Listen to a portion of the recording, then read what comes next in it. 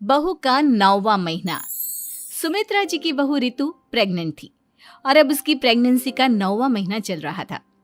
रितु का पति देवेश उसका काफी अच्छे से ख्याल रखता था, लेकिन प्रेगनेंसी अपने आप में ही एक अलग ही वक्त होता है जब एक औरत कई तरह के बदलावों से गुजरती है।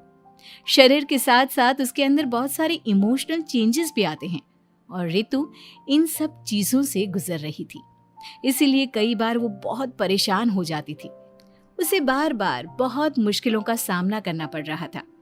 एक दिन अचानक शाम के वक्त रितु जोर जोर से रोने लगी। अरे रितु बेटा, क्या हुआ? तुम रो क्यों रही हो? कुछ नहीं मम्मी जी, बस बहुत परेशान हो रही हूँ मैं। हाँ बेटा, वो तो मुझे भी दिख रहा है, तभी तो रो रही हो तुम। लेकिन परेशानी के पीछे की वजह तो बताओ, आखिर बात क्या है? किसी ने कुछ कहा क्या तुमसे? नहीं मम्मी जी, किसी ने कुछ भी नहीं कहा, बस ऐसे ही मेरा मन कर रहा है रोने का। अरे बेटा, ये क्या बात हुई? रोने का मन कर रहा है? अरे तुम माँ बनने वाली हो, अगर इस तरह रहोगी ना तो बच्चा भी रोने वाले नेचर का पैदा होगा। तो फिर मैं क्या करूं मम्मी जी? मुझे बता अपने दिल की बात, मेरे साथ शेयर कर कि क्या परेशानी है। वो क्या है ना मम्मी जी, मैं अपने पेट की तरफ देखती हूँ ना तो अजीब सी घबराहट होती है। अरे लेकिन क्यों बेटा? तुम्हारे पेट में तो तुम्हारा आने वाला बच्चा है, इसे देखकर तुम्हें खुश होना चाहिए।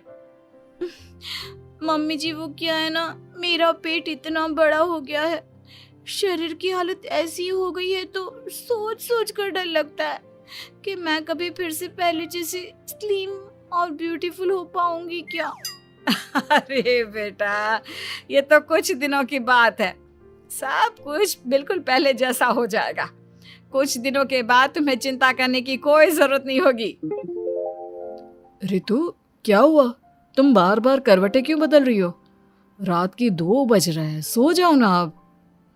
देवेश, नींद नहीं आ रही है, मैं ठीक से सो नहीं पा रही हूँ। अरे ये क्या, तुम तो उठकर बैठ गई। इस तरह बैठे बैठे पूरी रात बिताओगी क्या?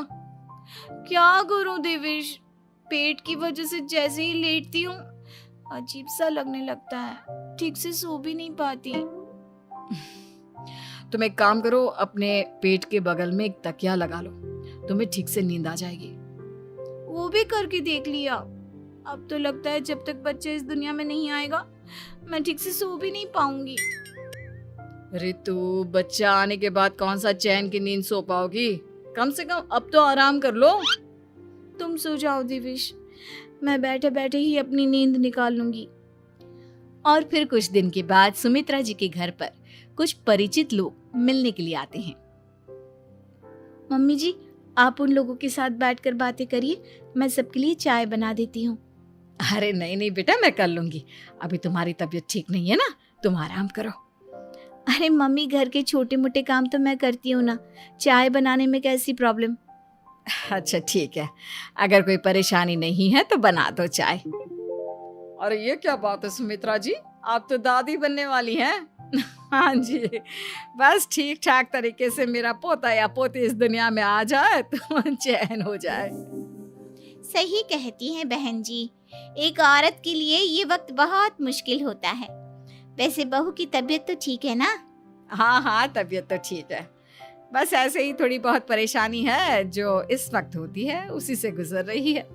पहली बार माँ बन रही है ना, कभी कभी परेशान हो जाती है। सुमित्रा जी रिश्तेदारों से बात करती है और उन्हें काफी देर हो जाती है। रिश्तेदारों के जाने के बाद, अरे रितु बेटा, तुम अभी तक किचन में काम कर रही हो? मैंने तुम्हें मना किया था ना, इतनी देर खड़े रहने की क्या जरूरत थी? मम्मी जी, वो मुझे लगा रात के खाने में देर हो जाएगी, इसलिए मैं साफ उधर बिजी थी तो मैं खाना बनाने लग गई थी। अरे बेटा, तुम तो बिल्कुल कुछ भी नहीं समझती, जरा अपने पैरों की हालत तो देखो। हाँ मम्मी जी, मुझे भी ना पैरों में बहुत भारीपन लग रहा है। ये भारीपन नहीं है, ज्यादा देर खड़े रहने की वजह से तुम्हारे पैरों में सूजन आ गई है। अब कमरे में जाकर आराम करो, चलो। और सुनो, अपने पैरों के नीचे ना तकिया लगा लेना, सर के नीचे मत लगाना, ठीक है? अपने कमरे में जाने के बाद यार ये प्रेगनेंसी भी कितनी अजीब चीज है, कभी रोने का मन करता है, कभी हंसने का। घर में सब मुझे बहुत प्यार करते हैं, लेकिन प्रेगनेंसी की जो प्रॉब्लम्स मैं फेस कर रही हूँ वो मैं किसी को नहीं समझा सकती। ये सब कब ठीक होगा? और फिर एक रात अचानक रितु नींद में उठकर बैठ जाती है और अपने पूरे शरीर पर खुजली करने लगती है।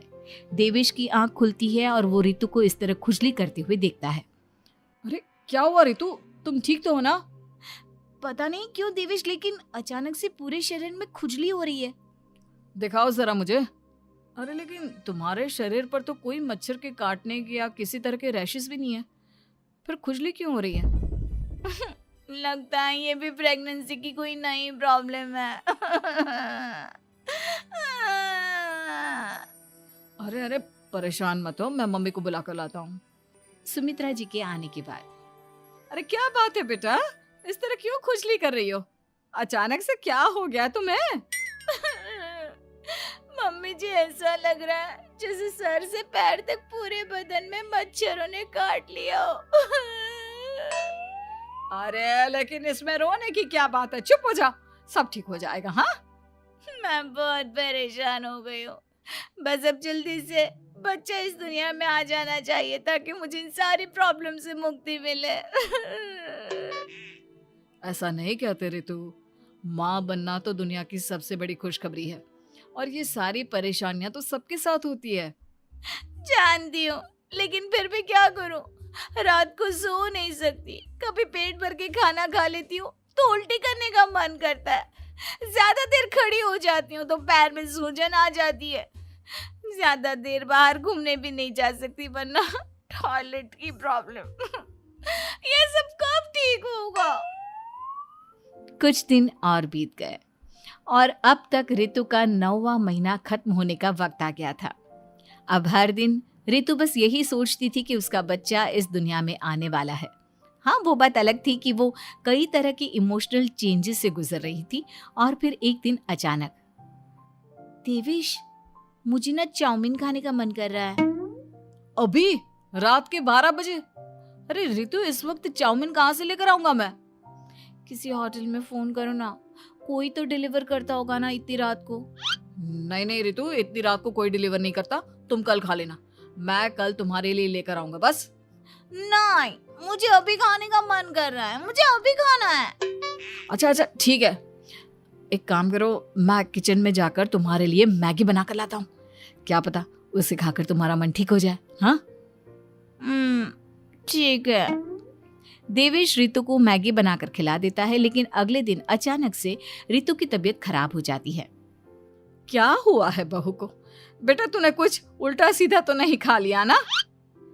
मम्मी वो कल आधी रात को चाउमीन खाने की बात कर रही थी तो मैंने इसे मैगी बनाकर खिला दी।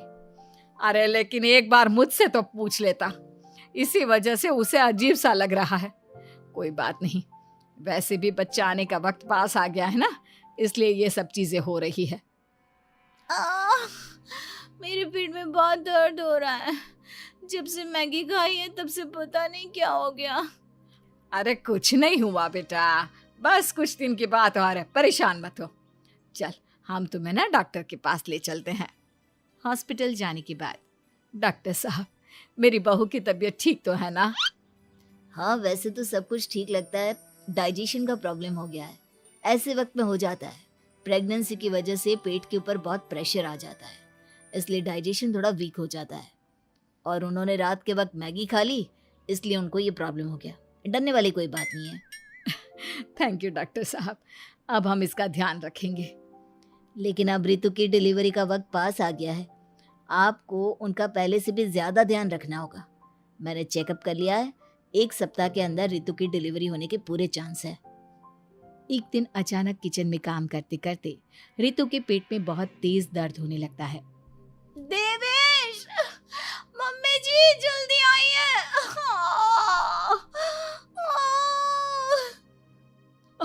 अरे क्या हुआ बहू, क्या हुआ तुम्हें? बहुत दर्द हो रहा है मम्मी, मेरे पेट में बहुत तेज दर्द हो रहा है, मुझसे खड़ा भी नहीं रहा जा रहा। इधर आ जाओ रितु, मैं तुम्हें बेड पर लिटा देता हूँ, सब ठीक हो जाएगा। बेटा, मुझे लगता है इसकी डिलीवरी का वक्त पास आ गया है। अब हमें रितु को हॉस्पिटल ले जाना होगा। वैसे भी डॉक्टर ने कहा था कि 1 सप्ताह के अंदर डिलीवरी कभी भी हो सकती है। मुझे बहुत दर्द हो रहा है, ऐसा लग रहा है जैसे मैं मर जाऊंगी। प्लीज मुझे बचा लो देवेश। अरे रितु, घबराओ मत, ऐसा कुछ नहीं होगा। हॉस्पिटल पहुंचने के बाद आप जल्दी से रितु को एडमिट करवा दीजिए और आप लोग बाहर वेट करिए। नहीं, मुझे बहुत दर्द हो रहा है। रितु, समझने की कोशिश करो, सब कुछ ठीक हो जाएगा। रितु को लेबर पेन शुरू हो गया था और वो काफी तकलीफ से गुजर रही थी। एक बच्चे को जन्म देते समय औरत जिस तकलीफ से गुजरती है उसे सिर्फ वही समझ सकती है। रितु की तकलीफ को देखकर देवेश भी काफी इमोशनल हो गया था। रितु को इस तरह चीखते देखकर उसे बहुत दुख हो रहा था, लेकिन आधे घंटे के बाद जब डॉक्टर अपने हाथ में रितु और देवेश की छोटी सी बच्ची को लेकर आया तो रितु के चेहरे पर स्माइल आ गई। रितु, ये देखो, तुम्हारी और मेरी नन्ही सी बेटी। ये तो एकदम परी की तरह दिखती है। दिखेगी क्यों नहीं, एकदम तुम पर गई है ना, इसलिए। लेकिन मम्मी, उसकी नाक तो मेरे जैसी है। अच्छा ठीक है, नाक तुम रख लो, बाकी सब मेरे जैसा। देखा रितु, तुमने कितनी तकलीफ सही, लेकिन उस तकलीफ के बदले तुम्हें भगवान ने ये छोटी सी परी दे दी। और ऐसा सब औरतों के साथ होता है। तुमने बहुत हिम्मत रखी है बेटा, और इसका नतीजा आज हमारे सामने है।